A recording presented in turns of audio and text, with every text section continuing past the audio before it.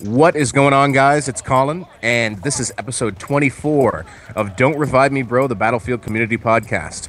I have with me, as always, Mr. Chris Red Dragons, everyone's favorite firefighter, volunteer firefighter, and now sort of real-life tactics, real-life tactician. So, how you doing tonight? How's it going?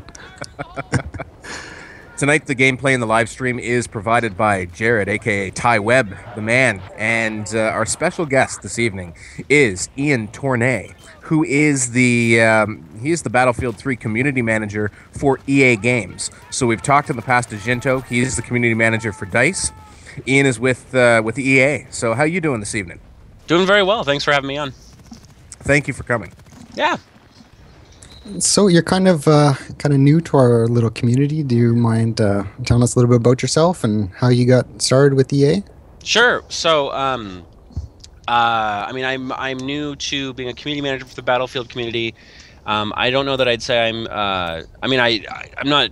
I haven't been participating a lot, but I've been playing Battlefield for a long time. Back to Battlefield 2. Definitely logged a lot of time in Bad Company 2. I was a community manager for another company called Instant Action. Got to give a shout out to my loyal Actionauts right now, those of you that are out there still. And, I worked for a company that unfortunately went under and spent some time looking for a gig. And during that time, you go looking for a job and you start getting involved with other communities and things. And the Battlefield community has always been one that I thought has been really great. I mean, you guys have some of the best discussions, some of the best mods, some of the best user-generated content, so it's always fun to see. I'm the kind of guy that once I get involved with the community, I got to go in deep. I got to be up till 3 in the morning messing around with it.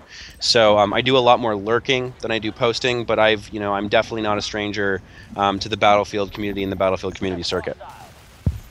Excellent. So, I mean, to us, you kind of came out of nowhere. I mean, I met you in Seattle at PAX. Yeah. What kind of does your job entail, or what will your job entail at EA? Yeah, I mean, it's a little more different than what you might see from Daniel. A lot of what I'm doing is organizing community events for you guys, or just community content that you don't necessarily see as a community event or a community project. But a lot of what I'm doing is just setting up situations and platforms and different things for you guys, so that you guys can create community things, get access to community items and media. As we move closer to launch and after launch, then I will be participating a lot more directly with community events. We've actually got something really special coming up that I'm not. I can't say that I feel bad. But you want to. I want to. It's so cool. I'm really excited. The first kind of community event I'm going to be helping to run and really get hands-on with you guys. But there's a lot of like around PAX, just making sure that everyone is getting exactly what they need, and and it's just kind of doing stuff like this, talking to you guys. While the guys are in Sweden sleeping, I'm making sure that the back end of everything from a community perspective is working well for them.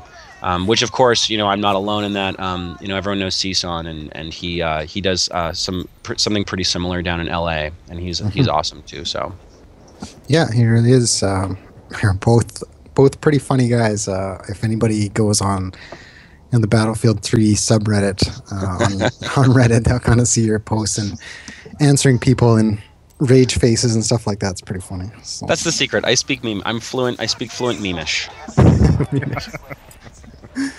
Get along well with the Russian Badger. Yeah.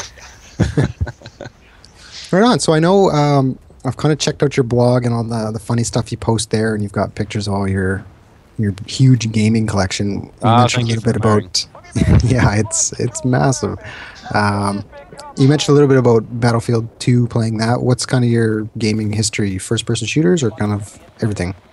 I mean, you can tell from my collection that I pretty much play anything. The only thing that I don't play a lot of is, traditionally I don't play a lot of sports games, only because they're really time-consuming, and usually if I want to play a sport, I think about going outside and then sit on my couch and don't do it.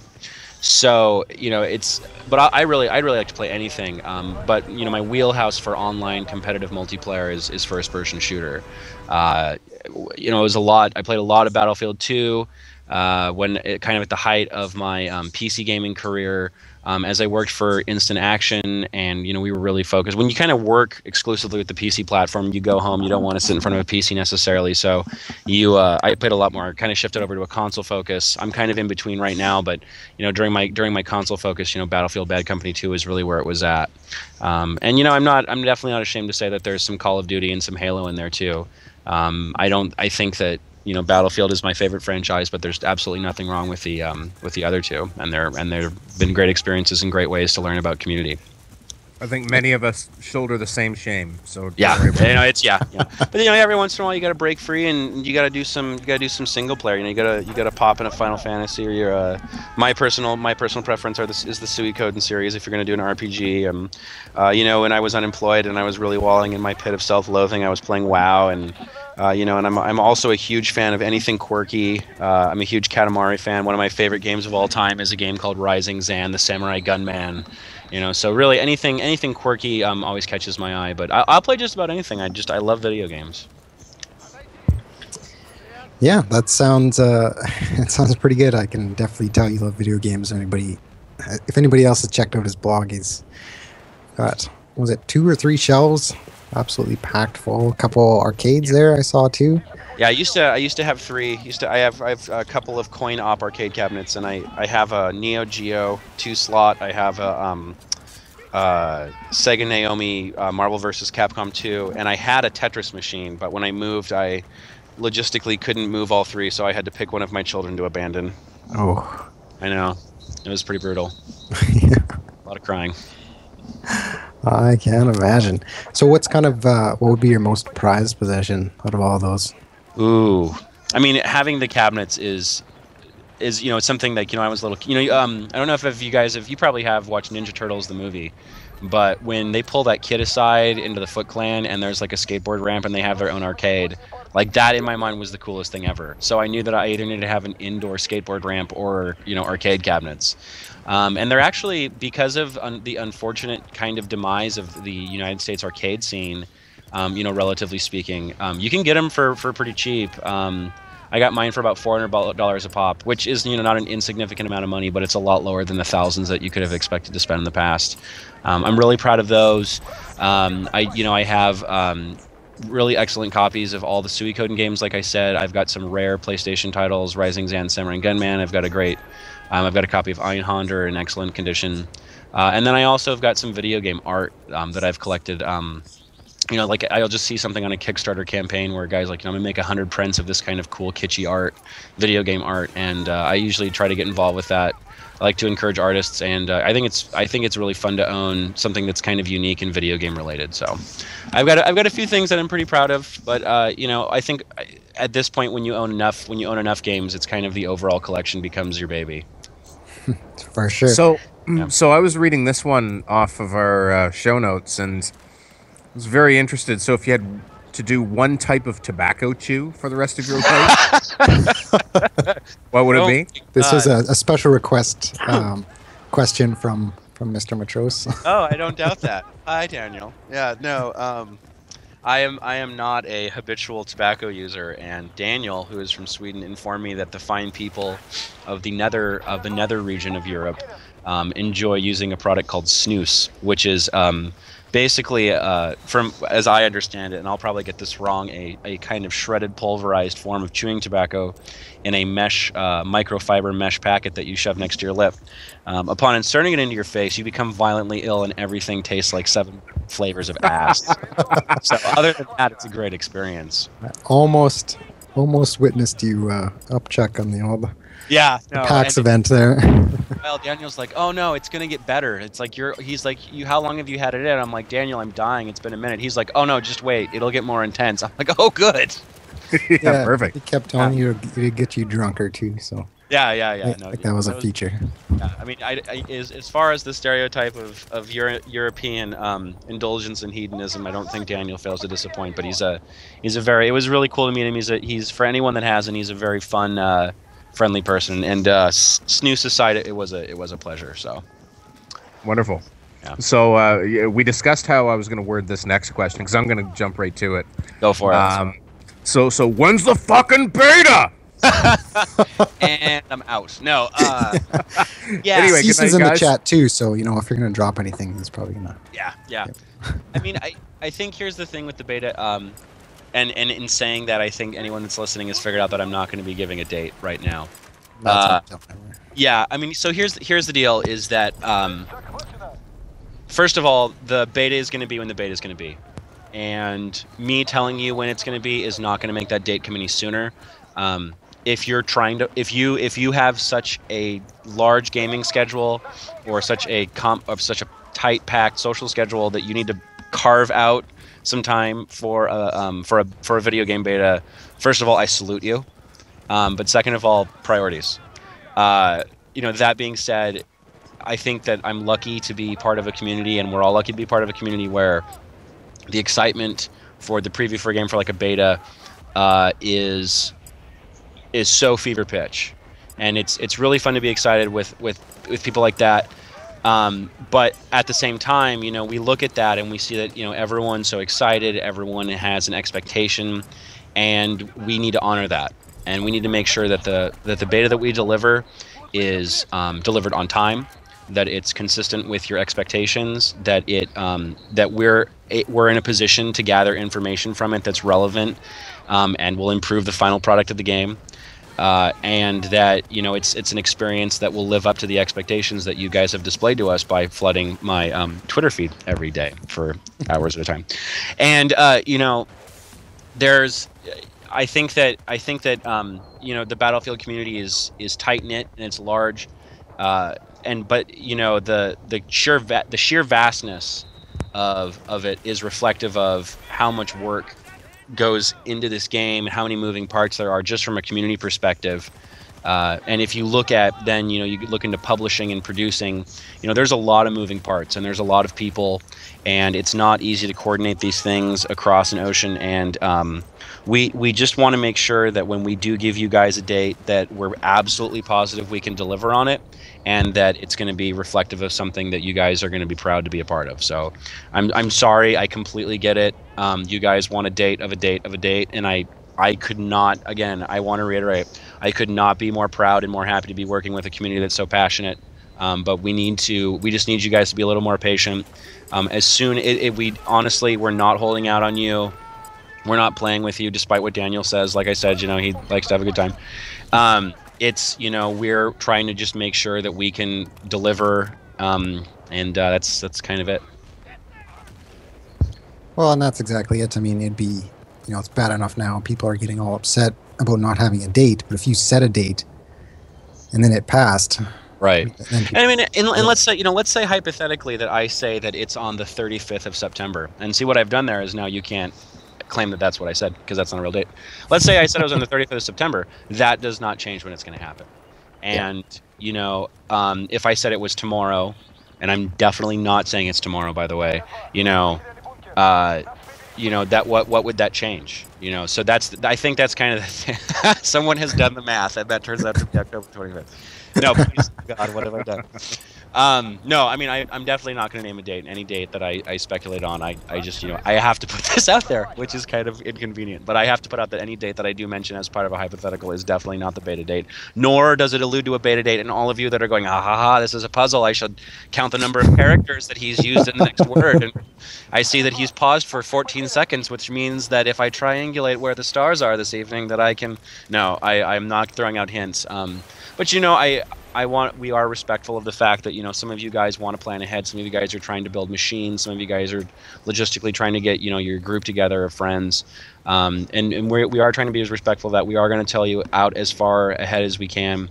But again, it's about managing expectations. And if you guys are this fervent and passionate about finding out when the date is, we just want to make sure that we honor that and reflect that. For sure. Will PC specs be something that are forthcoming round about the same time as the beta, or is that is there still going to be benchmarking and testing prior to the final build? Between beta and final version, that those all may change still, because obviously with the alpha that was the case and totally understandable. But right. We're getting down to the wire for people who want to hit up Newegg, right? Definitely. I mean, I honestly, I'm not going to say I can't tell you because I don't know whether or not I can, and I honestly don't know. I mean, what I do know is that, I mean, you guys were there at PAX. We played on some pretty top-end machines. What I can say is that if you want to invest in a high-end gaming PC, if you want to invest in, you know, some really, I don't want to say exotic, but kind of more out there, high-end stuff. You know, Battlefield is going to be bringing it, and you're not going to be disappointed. If you go out and drop bank, Battlefield's going to be the title that's going to push your system to the limits and make you happy that you did. I will be building a computer. I'm looking forward to it. I mean, I can't deliver the exact specs because honestly, I don't know them yet. And I think that's, again, like I said, because we're moving as fast as we can, but there are still some things moving around and coming into focus. Sure. As far as when you guys are going to find out, again, we absolutely respect you to the utmost degree, and we would try to do that as soon as possible so that people that are trying to plan ahead logistically can do so. Mm-hmm. Yeah. And you know, I can even shed a little light on that. Speaking with Par, who is one of the QA guys at DICE at PAX, he said the reason that there hasn't been any system specs is because the QA guys are still playing. You know, still trying to figure out which systems it'll work on and which it won't. Like he says, he's playing on terrible computers to see if it'll work. Right. You know, so that it's a continual process, and until they're, you know, happy with it. And I can tell you, as someone that's worked back during my instant action days, a few years ago, you know, I worked in customer service, and I worked closely with QA, and it's a difficult process, and it's a tight line to watch, so, or a tight line to walk. So. You know, it's not an easy thing, and the benchmark that you set, you know, has you know, pretty serious implications for people that want to play the game. So what you're saying is you got nothing. Pretty much got nothing. No, that makes sense, and I hope people are listening. And it's the same thing. You know, like I've got to know Daniel throughout the last couple months. And I asked him, I said, you know, even in confidence, can you tell me when there's going to be a release date? This was before E3. And he said, we honestly haven't set one internally. Like, I don't know. Yeah, and then it turns out at E3, they just set one.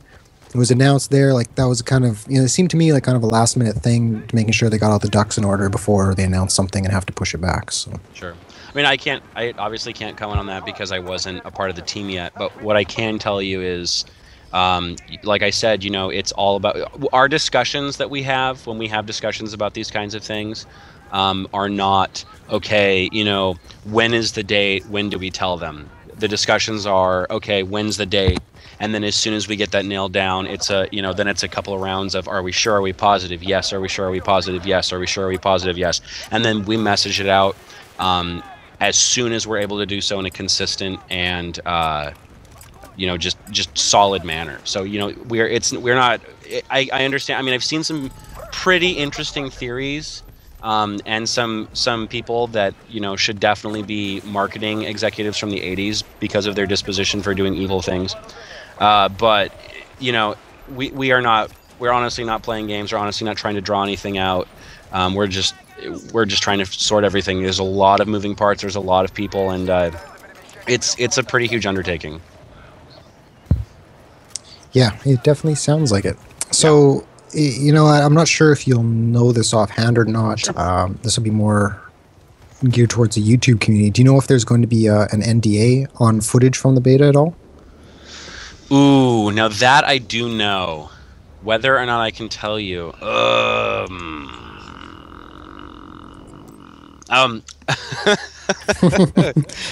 Let's just say that the promotion that I am going to be working with the Battlefield community on, I am really excited for what you guys are going to be coming up with, and I will be spending a lot of time watching what you guys come up with. Season says you cannot tell. No. Damn. Okay. Yeah. Well, that's something.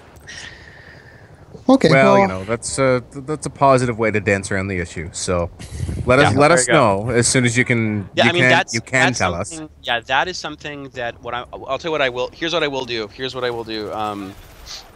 I will as soon as I get off. You know what I'm gonna do? Hang on, right now. Actually, I'm opening up my Outlook.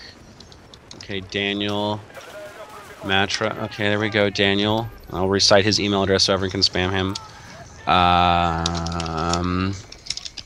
And I'm writing him an email right now, asking him when I can tell you guys that.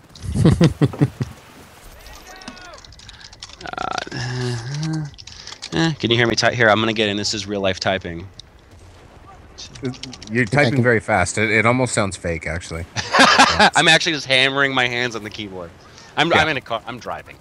Yeah. No, and I just keep this keyboard next to my string, though. It's actually recording a keyboard. Okay. And there's my name, sent. And as soon as he gets back to me, I will let you guys know. Excellent. Wonderful. Thank you. Yes. That will be, I'll make a lot of people happy. Can you tell us when this community event will happen?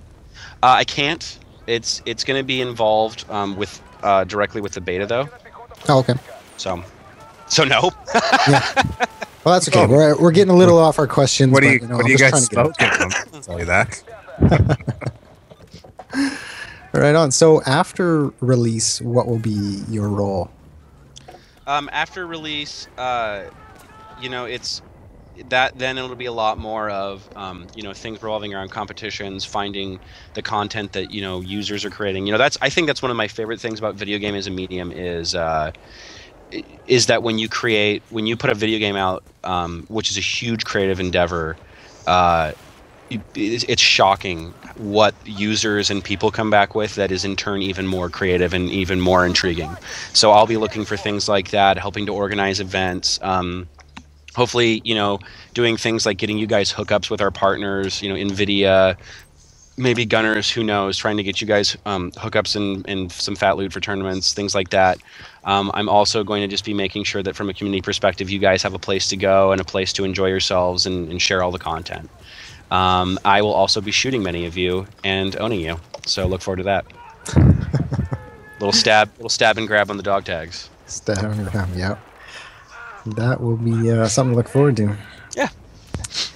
Right on. So, getting, you know, I'll kind of get your opinion on this, the whole Call of Duty versus Battlefield 3 so-called war. Is that something that's more in the media, or is that something that you guys kind of deal with on a day-to-day basis? So it's interesting that you should ask me that. It is like the CEO of EA or something that, like, stoking that fire, isn't it?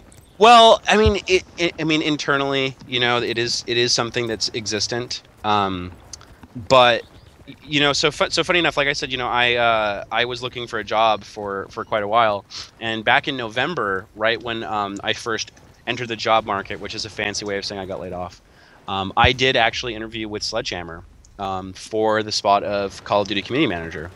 And, you know, I learned some things about their community. I learned about what their position would be. Ultimately, I was not selected. I want to make it clear that I did not decline that job, but I was not selected.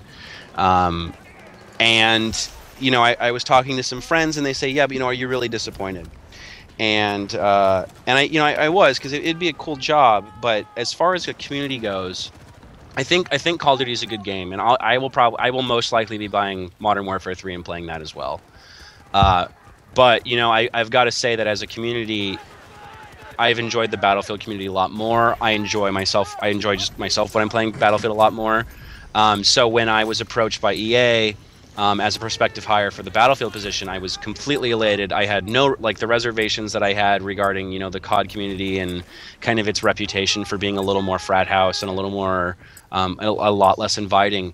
You know, I had none of those reservations with the Battlefield community. It was definitely something that I felt a lot better about, a lot more open about. So I think, you know, when I play Call of Duty, I sit down and play 10 matches, because, you know, you play them very quickly.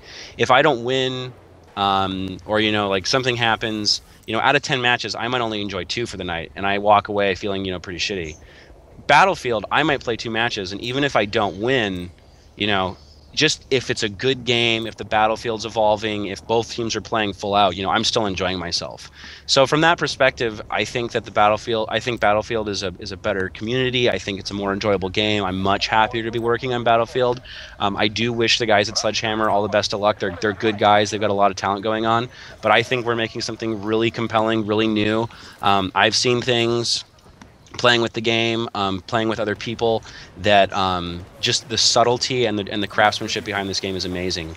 And I think that we're really going to give Sledgehammer a run for their money. And it's kind of, I think we're beyond the point of earning their respect, and I think that we're really going to be issuing a challenge. Yeah, that's a very good point. Earning their respect. I think we've kind of done that. I think we've shown that we're there. We're in that league, and I think at this, where it's definitely a challenging situation. We've issued a challenge. But I mean, they've been nice guys. I mean, they're honestly really. If I leaned out the window and looked, I can see their office from our office. And when we drive by and we leave the sacks of flaming dog shit, we always put a smiley face on it. We're a class organization too. So. Nice. Yeah. Yeah. It's a friend. You have a smile on your face when you're flipping them off. Yeah, I mean, exactly. I don't, when I throw the eggs at their windows, I'm laughing. I'm not screaming or yelling. That's the important thing. Well, that's good. Positive attitude and all that. Yeah.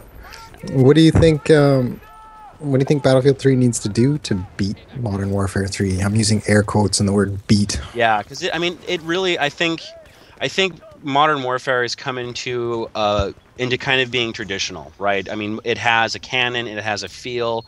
I think that one of the challenges that Sledgehammer is really up against is that when you come into a franchise like Call of Duty and you want to do something new, you have so much frozen, so much established that you have to have XYZ. It has to feel it kind of has to feel 95% the same in a lot of different areas, or people are going to rebel because their expectation is there for things to be a certain way.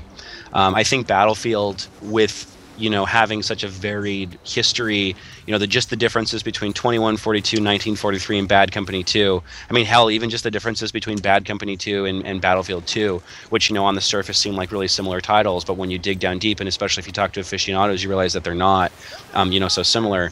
I mean, I think Battlefield has a lot more leeway to get experimental, to change people's expectations and kind of broaden the genre. And I think that's part of what Battlefield has to do, is raise people's expectations, say, okay, you know what, why aren't we playing Quake anymore? Well, some of us are still playing Quake, but why isn't Quake the go-to multiplayer experience anymore? And part of the answer for that is, while Quake is extremely influential and it's a fantastic thing and it still has a great community, we've evolved. We've started adding new conventions, and I think that's what Battlefield has to do, and I think that's what we're proving, and I think that's something that we're accomplishing, which is the most exciting, is that we're evolving, we're adding we're evolving the genre, we're evolving what it means to be tactical. You see a lot of discussions, is Battlefield a first-person shooter? Well, yes, it's a first-person shooter, but really it's so much bigger than that. There's a lot of you talk about command, you talk about vehicles, you talk about state of mind, things like that, and you see that Battlefield is a bigger experience. And I think that a big thing, the Battlefield challenge that we face, is showing people that want to run and gun, want to hop in, hop out. Like I said, 10 games a night, real fast, clean and dirty. That Battlefield is a more rewarding experience in the long term, and it's a definitely more enjoyable experience to play with your friends. I don't think we're going to have a hard time proving that. I mean, you guys saw at the event, the multiplayer is phenomenal. We've and I think I talked to you guys about this.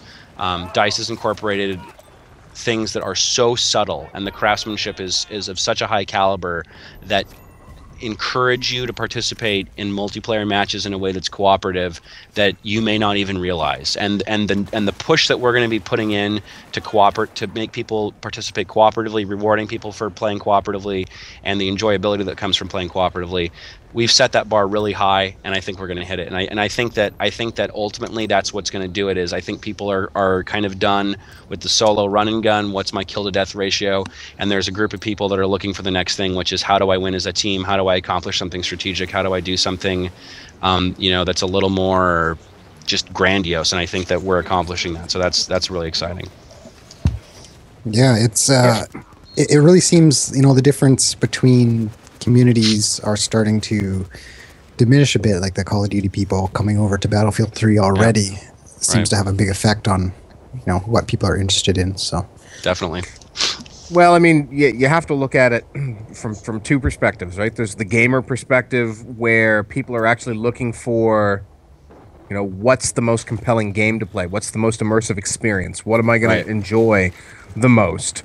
Right. And a lot of the community that at least I'm involved with too centers around YouTube. So you have a lot of people as well that are kind of anticipating that Battlefield's going to be huge. Right. So as much as they're Call of Duty fanboys, they're sort of setting themselves up to get into Battlefield 3 because it's a meal ticket for some of them as well. So yeah, definitely. You know, but then you know, those guys come in and give feedback that well, they want Battlefield 3 to be more like Call of Duty, and it's like, come on, right? And it's like, it's a tough. It's just a tough, play Call of Duty. Like, yeah, it's a tough they're rope to both walk. good games. They're Yeah. different. They're different games. They're very different experiences. Right. Play them both. You know, Yeah. that's kind of my take on it. Definitely, and I think that when we talk about that competition of, you know, who's going to be a bigger game, you know, like you said, you know, gamers, people that play professionally or people that play as a part of a larger community experience, that have reputations established, you know, they're going to play both. I think that, like, and like we said earlier, you know, coming up to a level of equality and respect, I think that's something we're definitely not resting on our laurels, but you know, I think that, you know, we're in the big leagues now. We're playing right next to Activision. We're playing right next to Call of Duty, and I think that where it gets interesting is that crowd where it's okay. I want to play what the most people are playing, or, you know, I'm not, you know, someone that doesn't participate in online communities at all. You know, someone that owns an Xbox that doesn't watch YouTube replays, someone that is, you know, never going to hear this podcast, the guy that he's got a wife and kids, and he, you know, it's Friday night and he's got 2 hours. What does he play? And I think that is something that, you know, Battlefield is really excellent in, and that, you know, a guy like that comes into a game like Call of Duty and he not only does he get, you know, he might have fun, but, you know, he's not going to excel. He's going to get butchered. He's going to get mocked. He's going to get criticized for not knowing the conventions and the rules. That's kind of the community that they set up, which is part of the reason why I was hesitant, you know, to work in that environment. Luckily, you know, the fates chose for me. But, you know, I think Battlefield, like I said, is going to be throwing in such subtle and well-crafted enticement for people to participate in a group setting and play. I don't want it there because there's not a right way to play the game, but in a way that's, you know, mutually beneficial for everyone involved.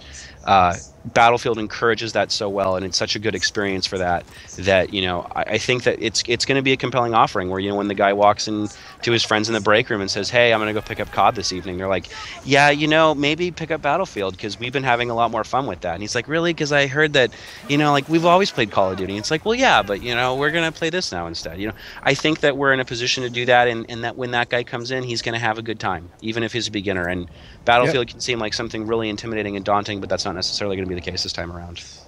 Yeah, I mean, you know, I think the challenge is that Call of Duty has kind of become sort of a household name. It almost has like carved out a niche in pop culture as well. Exactly. So, you know, there will be references to Call of Duty on TV shows where people are goofing off work or whatever the case may be. So, you know, it's definitely an uphill battle to get to that point. But, you know, from a true hardcore gamer's perspective, I think that Battlefield 3 is going to deliver the goods, and now it's a function of you know, that appeal to the more casual gamer, the person who's not watching YouTube, who's not following all the reviews, who is you know, not that invested and just is looking for something to pick up and play. Right. Yeah, I agree.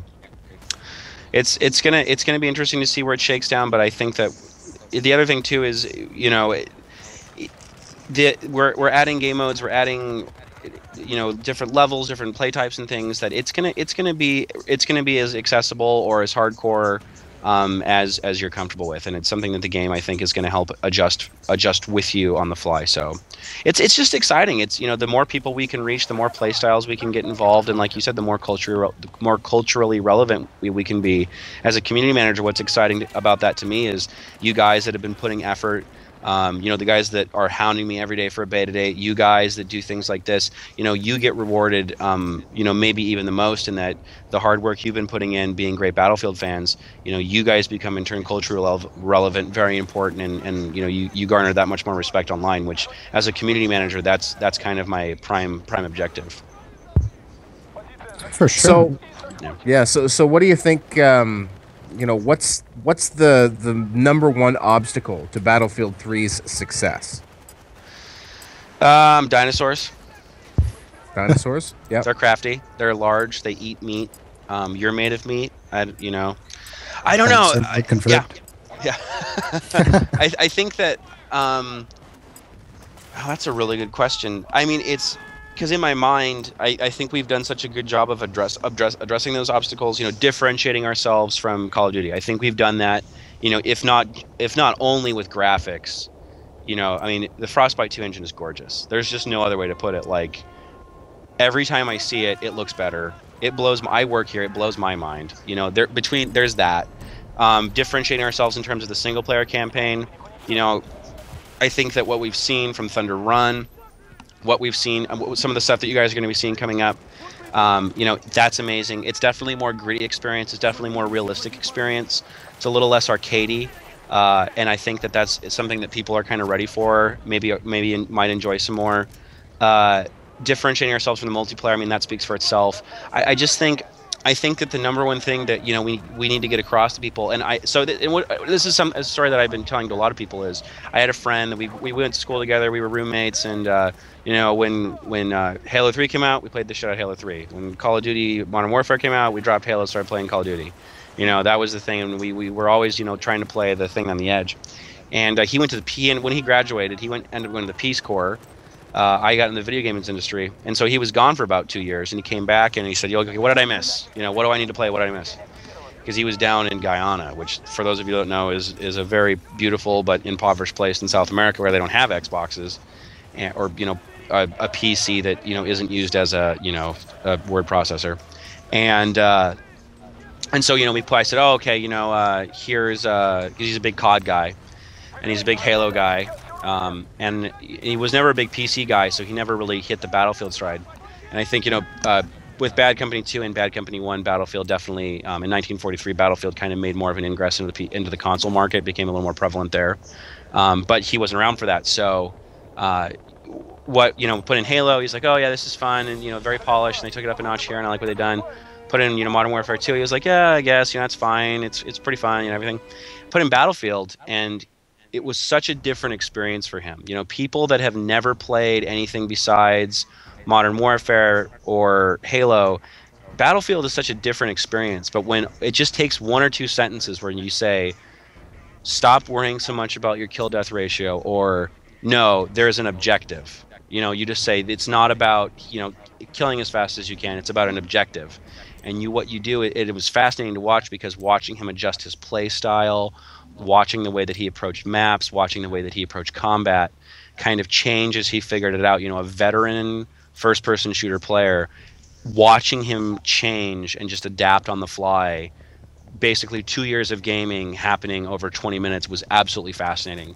And I think that's an experience that Battlefield 3 is going to invite a lot more people to have. And it's going to be something that I think a lot of people are going to enjoy. It's when you watch that happen, it's so impactful, and I think that's something that's really attractive. So I'm not too worried about it.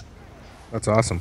Yeah. So I think the next two relevant questions here would be, when's the beta, and when's the Oh, the beta. Oh, well, why didn't you ask? Yeah. Yeah. No, in all seriousness, though, so when sort of the big conferences, the big events, those have kind of passed, unless you guys have super secret things being planned, which it sounds like you tell us about, you son of a bitch. But when can Tokyo Game Show, right?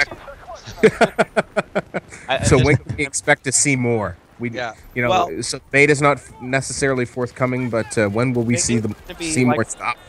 Like we've announced, beta is going to be September. And what I've been telling a lot of people, and this is true, I had a lot, because you get a lot of questions at PAX that you're not used to. We went to the GameStop manager show. We got some questions that we weren't used to. We've got some people going out to the EB Games conference in Canada. We've got like Costco, Best Buy. The kind of merch runs are you always get different questions that you're not used to. And then there's just kind of as we spin up to holiday season, the focus in the gaming industry is going to change a lot. You get a lot of different questions, and what I've been telling people is beta is a big milestone for us, our public beta, and that is, like we've said, going to be in September. And once we've got that out of the way, it's gonna open a lot of bandwidth on the EA side of things. It's going to open a lot of bandwidth on the DICE side of things, that we're going to be able to start addressing a lot more specific questions. We're going to be able to give you guys more information about things that you guys have been asking with, that kind of we thought maybe were tangential, but upon talking with you guys, it seems they're a lot more important or prevalent. So after beta, that's kind of like a big log in the dam. or in the spillway. And kind of once that comes clear, you're going to see a lot more things flowing through freely, and there's going to be a lot more information. Of course, we're going to be pushing heavy, giving you guys as much information as we can as we lead up to release date. And you know, the thing that's fascinating to me is, I mean, obviously beta is going to be huge. That's going to be a big deal. Everyone's excited. Totally get it. But one of the things that I'm the most excited about, and maybe it's just because I've spent some time with it internally and I've been so impressed, is Battlelog. I don't hear a lot of questions about it. I think it's going to be a really, you know, huge factor for PC gamers. I'm really excited about it, and Battlelog is going to be one of those things that, you know, kind of in the very near time frame, you guys are going to be finding out a lot more about, and I think that is extremely exciting. Excellent. So, yeah, and I mean, a lot of people are making comments like, beta's going to be soon. They need time to fix things, and you know, while that's true, you know, the development team at DICE is usually pretty good at integrating fixes, and you know, without divulging information that would be in breach of the NDA, I can say that you know, while that was happening, feedback was being delivered, and Demise99 was on Twitter almost in real time saying that, like, this fix is getting implemented today and this fix is getting implemented, and you know, so I'm sure the guy's not going to sleep for the first month after the game's out, but no, there will be no sleeping. Well, there's going to be lots of there's going to be lots of work done to tweak and balance and all that sort of thing. Exactly. But, you know, there's challenges with getting a beta out that are, you know, outside developers' control as well, right? You have to work with, I think, you know, I'm not in the industry, but you have to work with, like, the Microsofts and the Sonys and stuff of the world as well. Don't know how it works in the PC world. I'm fairly new to PC gaming myself, but, you know, that it's not necessarily up to, you know, you snapping your fingers magically and it happens. I recall previous games that had betas having issues like that. So yeah, you know, everyone who's foaming at the mouth needs, you know, just chill, just chill. Yeah, no, definitely. And, you know, and then the other thing, and what's really strange is, you know, on Reddit, you know, you see a big thing where it's like, oh, well, you know, why are they even having a beta? It's just hype. It's just marketing. And no, I mean, there's like you just said, you know, there will be fixes. There will be things that need to change. And working at Instant Action, we had a chance to interact with, since we were a publisher there, you know, we had a chance, and we had an in-house development studio, and we were up and coming and, you know, startup. You know, that was a hardworking team. Watching other companies and interacting with them, you know, the games industry is a passion industry and everyone works hard. That being said, I have never seen anyone that works as hard and as quickly and as efficiently as the DICE team. It's freakish. I don't know how they raise them over there in Sweden, but it is amazing.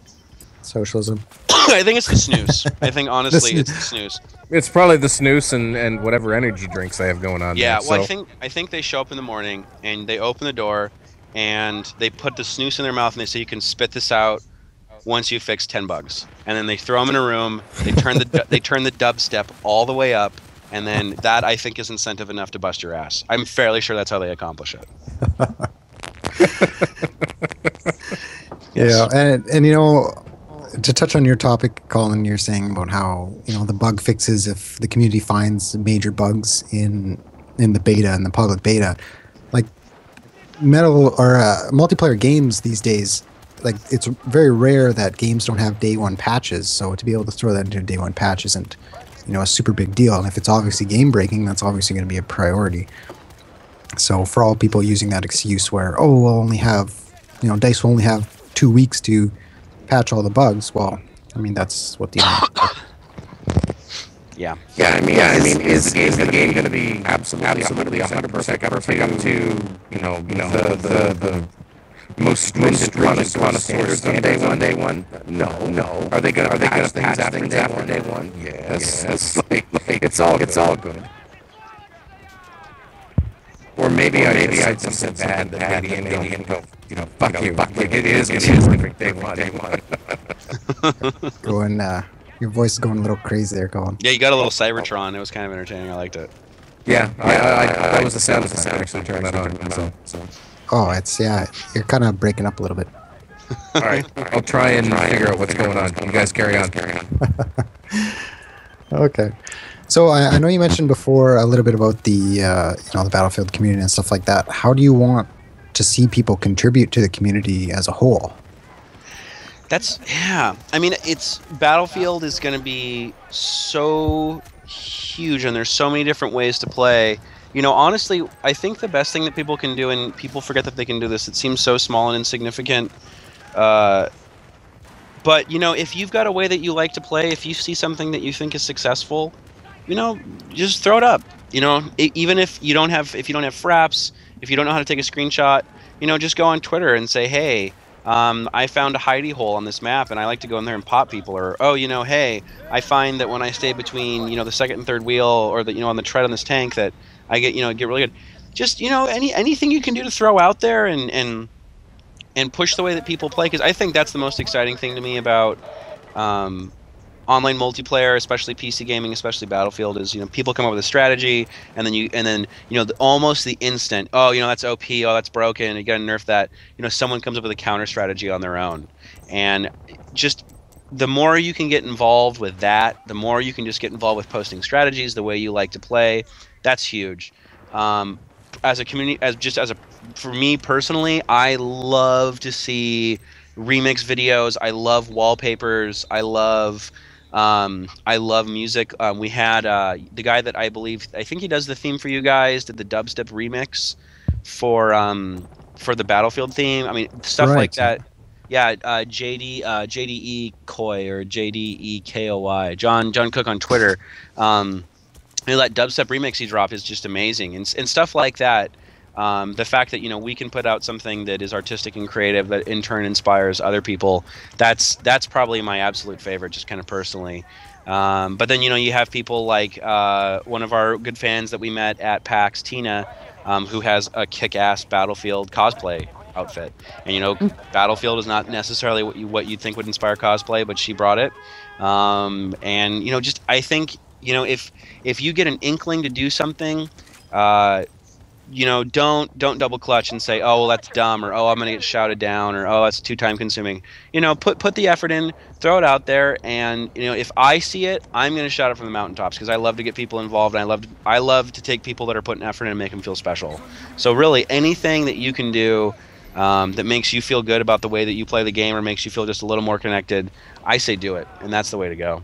So what's your favorite genre of music? Because I have a project on the go right now for Daniel, but I got to know what you like too, because, you know, I have to appease all the community managers for the next song that I /parody or write or whatever. Yeah, that's a hard question. I was actually a music major in college, so I would just as readily hear, you know, techno remix. I'm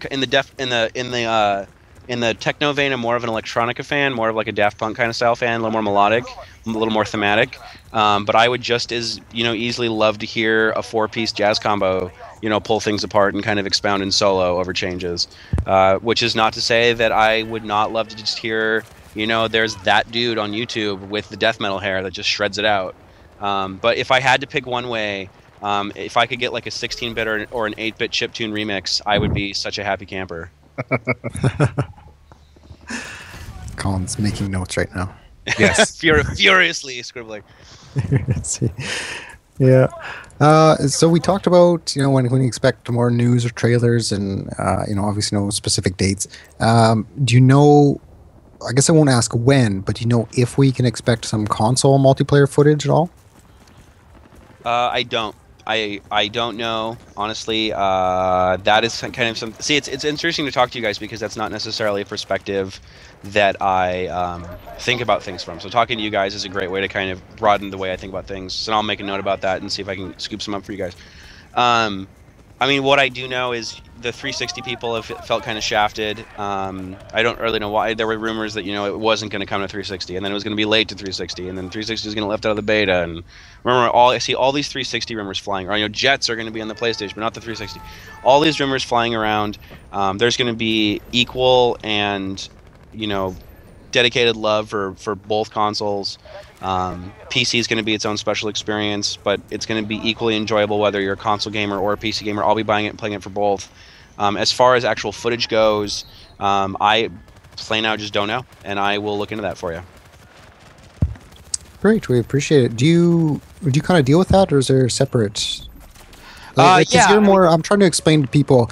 Sure. Everyone's asking ask about battle recorder and everything else. And I'm trying to explain to people that you are not on the development side. Yeah, and I think what kind of maybe will help that is kind of explaining the relationship between, EA and DICE. Is the DICE guys are the ones that are making the game, we're publishing it, and what that means is that we're lending them our connections, we're lending them, the resources that we have, our ability to connect them with the people that they need to be connected with instantly, get them the resources they need, and so I'm not sitting in Sweden with intimate details. I don't know if the second a new feature gets added. I like to think that I'm in that loop pretty quickly, but that's not necessarily, that's not really my wheelhouse. Yeah, that's what I kind of figured. Oh, Season says you're lying. Well, totally. I mean, I gotta cover my ass, right? No, I mean, and I think like you guys asked earlier, the closer we get to release and after release, the distinction kind of starts to blur, and we CSON and I'll get a lot more hands on and things a little more up close and personal. So. Good to know. Good to know. So, what are you most excited to see or do in Battlefield 3, or have you seen and done it all already? Definitely not seen and done it all. There are definitely some things that I've seen that I cannot wait to get my hands on. I'm trying to think if telling you about them would. I love the vehicles. I will admit that every once in a while I need to use a 6-seater helicopter as my own personal transportation device. I love driving the vehicles around. There's a huge number of vehicles that are going to be in Battlefield 3. Looking forward to getting the feel for all of them. Other than that, just the few tastes I've had of the multiplayer. Like I said, part of the reason why I love Battlefield is it's not about your kill to death spread all the time. Sometimes, like I used to play with my friend and his brother, and then a guy we worked with. And his brother was just killer marksman, so he would always go in, had the best kill to death ratio. Our coworker was not the best, so he was always our forward spawn point. I was usually pretty good at keeping a tactical head around things, so suppressing fire and things like that. Vehicles, helping us move to the right position, and then my friend was our sniper and our spotter. And just kind of finding that group of guys that I can play with, and finding my role, which is going to change on the fly a lot more in Battlefield 3. I think people are going to find themselves slipping into a lot more different roles and kind of adapting as the battlefield changes. But that is the thing that I'm the most excited for is finding kind of where I fit in and starting to fulfill that role, because that to me is the most fulfilling thing about the Battlefield series. So I'm definitely excited about that. And there's a huge number of guns. Just a fuck pile of guns, and I could not be more excited to just play with all of them. Yeah, no doubt. Well, it's we were just talking about on a couple videos today, Demise saying how it's 100 hours to unlock everything in every kit, around 100 hours for everybody. It's an endeavor. It will definitely be an endeavor. So that will take a while. Yeah. Oh, and the little robot. Right. Yeah. Gonna love driving the little robot. How can little Wally. Not get enough of that? Can't wait to roadkill some people or drop it off a building. Oh yeah. So I mean, if you want the latest, and so something we are going to talk about is Demise 99's tweets. If you want the latest information that may or may not be run through a filter, right, follow Demise 99 on Twitter. That's sort of the best. That's the best path to frontline information. Just straight from the hose. Exactly. Yeah. And if we want to get trolled on the regular and have pictures of random stuff, just follow Crash7800 on Twitter. And it builds character. Builds character. The first time I seen your Twitter picture, I'm like, really? This is the guy? And then, yeah, no. Me gusta. Oh, I wish Jay wouldn't have lost that interview with you from PAX. Oh, yeah. Well, funny. I mean, the one thing that I can talk about that I talked to Jay about, and I feel bad for Jay. I feel like he's going to feel a little scooped here. But he lost the interview footage, so I got to talk to you guys about it. It was the Battle Bronies feature that we had to pull out. Oh, Battle Bronies! I forgot about that. Yeah. I know we had to pull. I was disappointed and sad. If you can't tell, I'm joking, by the way. But I gotta cover. That's the Battlefield My Little Ponies crossover. Well, EA has a great relationship with Hasbro, and it was something. But it ultimately was too humiliating. The rainbow teabag we felt was too much. And a little too OP. It was way OP. The rainbow teabag was def OP. And but the Battle Bronies charging into battle on Starbright was a compelling experience, but ultimately OP. But I will miss the Battle Bronies. That is something that I near and dear to my heart. And if people just join the live stream, they have no idea what's going on. No idea. No. You thought dinosaurs were cool. Battle Bronies, step up. Battle Bronies, yeah, next level. DLC, look for it. 2012. Yep. Quick thing, a bunch of people, I'm slightly arguing with people in the chat. Daniel tweeted out something that the Battle blog was going live on Friday. Is that the Battle blog or the Battle log on Friday? I believe that's the Battle blog. Thank you. There we go. So that's a new episode / installment of Battle blog. To the best of my knowledge, that is correct. Okay. Good. Just so people know. Yes. And so they don't expect some... I did that when I first started. I did that a couple times too. I was like, oh, there's an important B in there. Yeah, exactly. Yep. The B stands for beta, tomorrow. September 35th. September 35th. Excellent. So what else do we have for Mr. Ian Collin? We've touched on a lot of important things. We've gotten through a lot of shit information. For not getting to the meat of the matter, but the game's not even released yet. He's just going to keep deflecting and being evasive and all that kind of stuff. So, I would never. Permission to treat him like a hostile?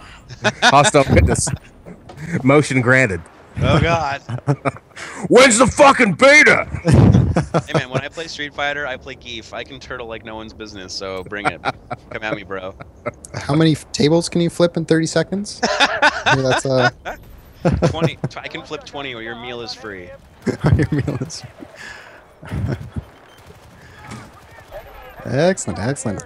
No, I really appreciate you coming on, and I told everybody ahead of time we're going to get to know you and kind of find out what your job is at EA and not to expect hard answers. Basically, the hard answers are going to come when the game's released. If you want to know about Battle Recorder, buy the game on day one. Yeah. And I mean, part of the reason they don't tell me anything is because if I knew, I love nothing more than just cutting loose a juicy story. So I would tell all y'all if it were up to me. But well, actually, what I've heard is that Battle Recorder / Theater Mode is actually a pre-order bonus exclusive from Walmart. God. So from Walmart. Oh, somewhere far, far away. Oh my God! Someone came out of their cave to troll me extra hard. Thank you for that. I just made that rumor up, but I'm just gonna start doing that to amuse myself. So spill the beans. Yeah, you just started making stuff out. You're behind the curve, my friend. Yeah. But no. Honestly, I mean, I love meeting people. I feel completely lucky to do what I do. I love my job, and anyone that wants to get to know me or anything else, I'm on. I've got Twitter. I'm on Reddit all the time. Pretty much anywhere you go, Crash7800. That's how you're gonna find me. Don't be afraid to search and get in contact with me in the way that you prefer. I mean, I do ask that if you ask me when the beta is, I will try to be polite with you. And if I give you a kind of firm but gentle fuck off, I need you to respect that. So I don't mind you asking once, but the 4 or 5 times in a row coming from someone, that's a bit much. But that's my job, and if that's what I have to put up with to do what I do, and which I feel again very lucky to do, I will gladly endure it. And if that's what it means that I have to do to work with you guys, I will gladly endure it. I'd rather have you guys be excited and chomping at the bit than not. So. Absolutely. Well, we appreciate it. I'm just asking for any final questions in the chat. Anything not Battle Recorder or beta related. Bring it. One person asked, is it possible to buy the pre-order bonuses after the fact? Like the physical warfare pack and stuff like that? I mean, I think we've covered this before. Yeah, I think it is possible. Because there's no date for that. exclusives, right? Like, isn't everything that's a pre-order bonus now going to be unlockable at some later date? I mean, I think we've learned our lesson regarding. Well, I don't even think we've learned a lesson because I don't think that's anything we've perpetrated. But I don't think giving an exclusive advantage to anyone is a good way to go. Just because they pre-ordered the game, so that's not going to be something that we're going to be doing. So it will be a level playing field. Great. And CSID's saying yes, it will be available later. So. Oh yeah, no, it will be available later. But I mean, we're definitely not going to be passing on an advantage to anyone that either. An advantage to anyone that no, we're not going to be doing that. So yep. Equality. Good. Fantastic. That is important. Well, I guess take us down, Mr. Colin. One more question. So quick scoping's coming back. I just read that. I'm just kidding. It's not. Oh, you make my life so beautiful and interesting. I can't wait for the threads tomorrow. I'm an asshole. Leo. Anyway, guys, I want to thank everyone for coming out to the live stream. I want to thank Ian for taking the time out tonight. Really appreciate you being here. This has been episode, it's somewhere between 20 and 26. It's 24 of the Don't Revive Me Bro podcast. I make the joke because Chris always tells me the wrong episode. I say it, and then people are like, Colin. So I just want you guys to know, like, it's always Chris's fault. And anyway, that's it for another week. Great talk, guys. Thank you for coming out. Yep. Yeah, really Thanks appreciate it. It's my pleasure. I'd love to come back if you'll have me. Absolutely. We will talk to you anytime you can give us something. That would be great. Check out Ian on Twitter, like you said, Crash7800, on Reddit as well, and everything else. And shout out to Season in the chat. Am I butchering his name every time? Season in the chat. He's awesome. He's answering a bunch of questions. I love you, Season. I love you forever. It's just got creepy all up in here. Yeah. When you go to a conference with another person, you make a bond that can never be broken. That's true. I mean, when we were trying to make room announcements, that conference is in Vegas. Oh God! Especially if that conference is in Vegas. We don't talk about that. That stays in Vegas. That's true. Exactly, but that's all I'm going to say. All right, guys. Excellent. Well, we really appreciate you guys checking it out. The audio will be up on the site on Monday. And check out don'trevivemebro.com for everything else. Very cool. Cheers, all.